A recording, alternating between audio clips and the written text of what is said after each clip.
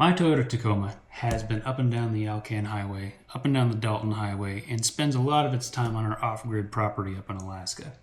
I use it for hauling wood, I use it for pulling trailers, all sorts of stuff. And sometimes when you put a lot of stuff in the back, it gets a little bit shaggy. So the plan is today to solve that a bit and put in something that is going to give it a little more support when the weight gets heavy in the back. So that's where these things come in. These are called Sumo Springs. Idea is you put these right above your leaf springs in the back. They replace your stock bump stops on the back of your truck so that when the weight gets a little bit heavy, these provide a little extra support and transfer some of the weight to the axle so your leaf springs in the back don't have to. Today I'm going to go over to the old man's house, have him help me put these on because he's got himself a car lift and everything we need to get this thing going without me having to do it in the driveway, which is a win. So I'll bring you along, see how it goes.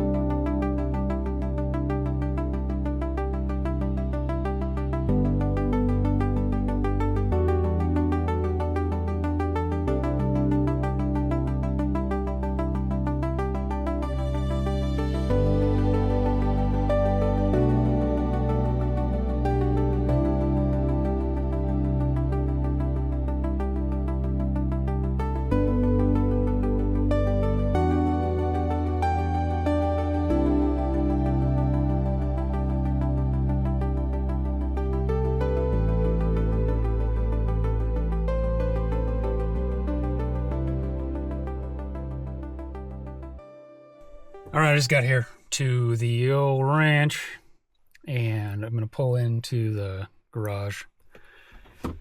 I went through the car wash because it's nice to not be working in a bunch of mud or whatever I've collected in my travels down the highway. So I did that. It'll be much nicer to work on. And then I've got to thread the needle here because the old man's always got 53 projects going on. So it's very nice of him to make a path so I can work on my projects. All right, we've got it pulled into the shop here. I've got, we're gonna put it up on the lift, be able to get at it. I've been reading the instructions here. Looks like we just have to lift the truck up. Well, actually, when it's on the ground, you undo the U-bolts. You fit this different bracket in here under those U-bolts that are holding the axle, the leaf springs to the axle. Then you lift the truck up and that lowers the axle from the body. And then you're able to squeeze these guys in. Because if it's on the ground, the body gets closer to the axle, so you're not going to be able to get it in there in the space. So we'll get it up on I'll get down there. I will loosen up the U-bolts. I'll get this bracket in here. And then we'll lift it up on the lift. Put the new ones in. You got to put a little bit. The nice thing is this kit came with some of this, but this is Loctite. So what this does is it's kind of a liquid that you put on your threads and it hardens after a while, and so it keeps things from loosening. So Loctite's great for things that you want to stay in place, but it also has the added advantage of it keeps your threads looking nice because it's kind of a plastic protecting thing that keeps you from getting corroded. It holds for a certain amount, but then like whenever I use Loctite on stuff, it keeps it from rusting there. So it's actually a little bit easier to get off when you actually want it to get off. So added bonus, everything under your truck, especially if you're driving up and down the highway in any place that gets snow, you're getting all sorts of salt nonsense in there. So it's nice to have a little bit of protection there too. So yeah, we'll get down there. We'll start undoing some U-bolts and then go from there.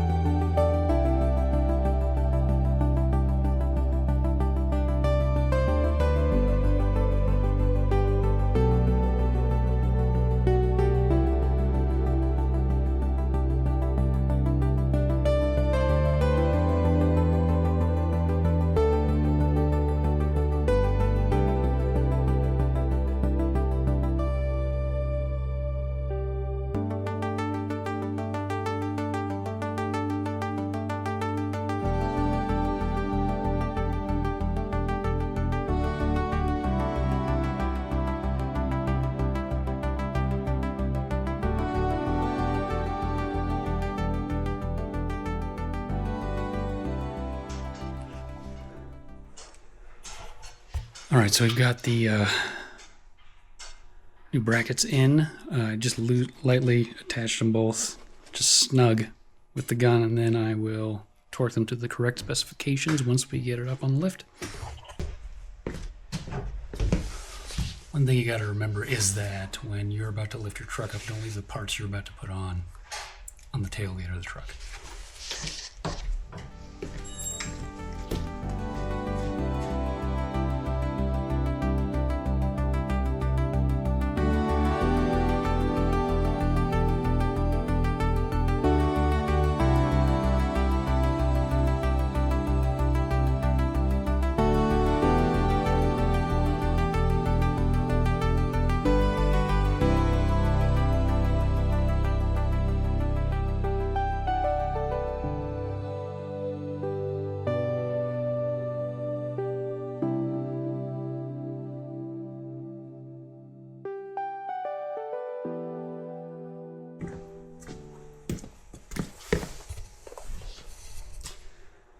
All right, now we've got it lifted up, we can get in here and you see we've got all this space right here.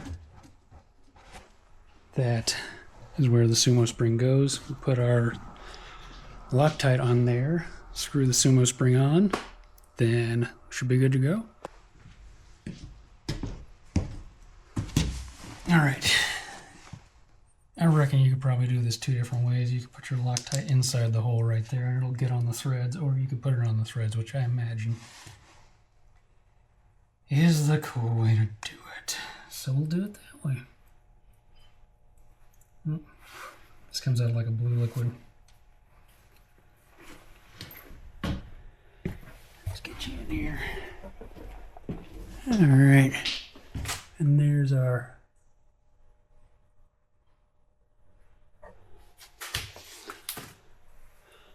platform.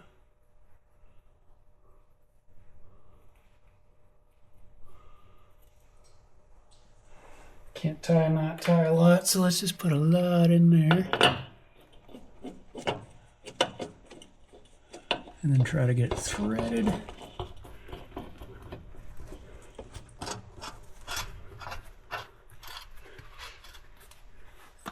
On as tight as we can.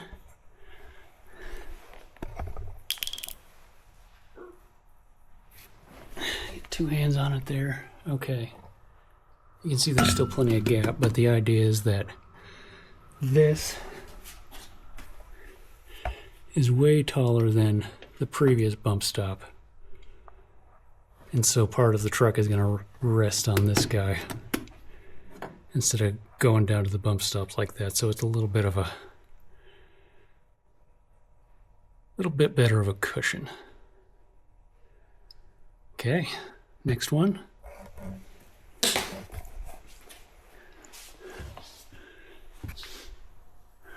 Second burst, same as the first. We'll go around like that.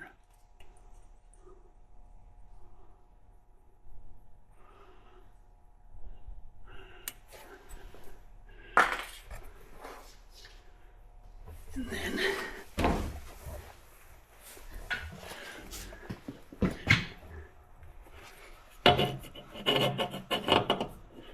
something like this.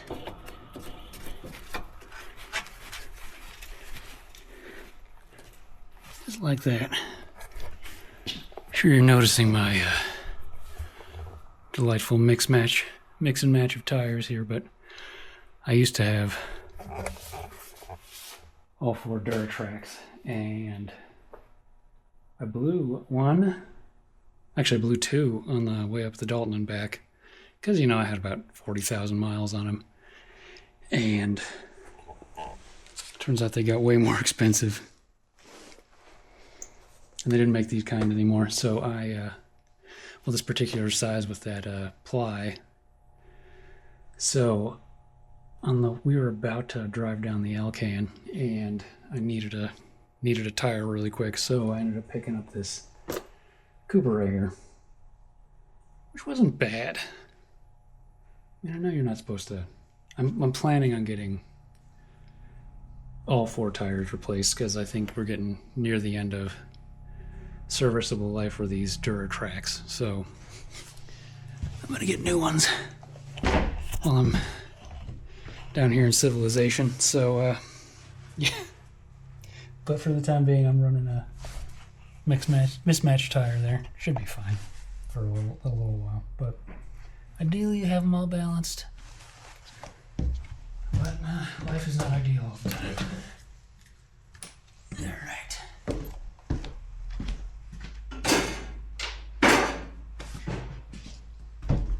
Let's lower this down and see how it goes.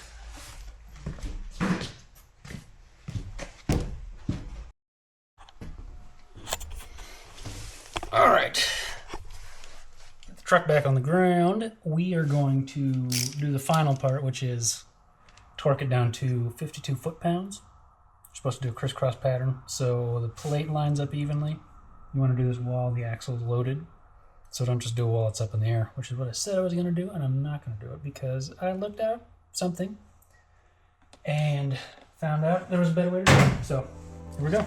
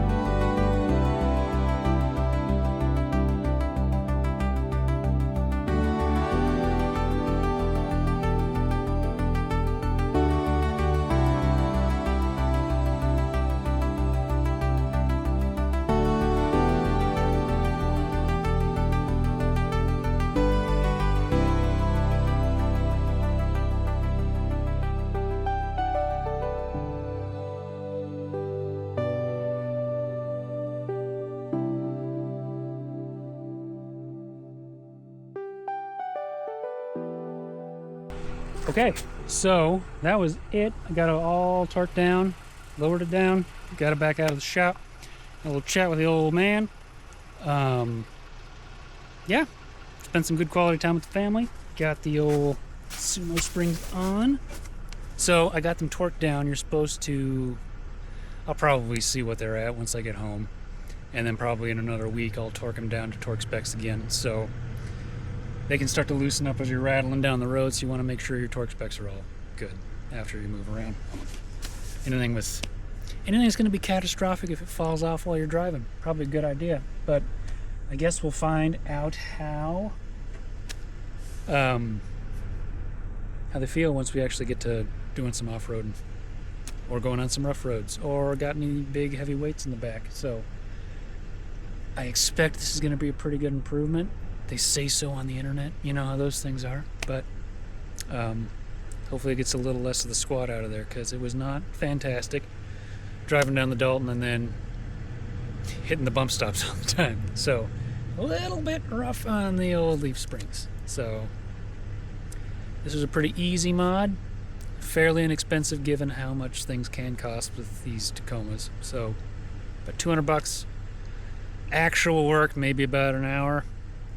Not that bad. If you got yourself a lift, an impact gun, you need impact sockets, eye pro, ear pro, all that fun stuff. But it wasn't that bad. So, torque wrench. Just talking about that. Anyway, we drive home through, we're just out here in the wilds of Oregon, beautiful ponderosa trees, right here at dusk. So we're going to start running into some pretty heavy mule deer activity. So we take it easy, but yeah, we'll get out of the trees, get back home, see how it goes.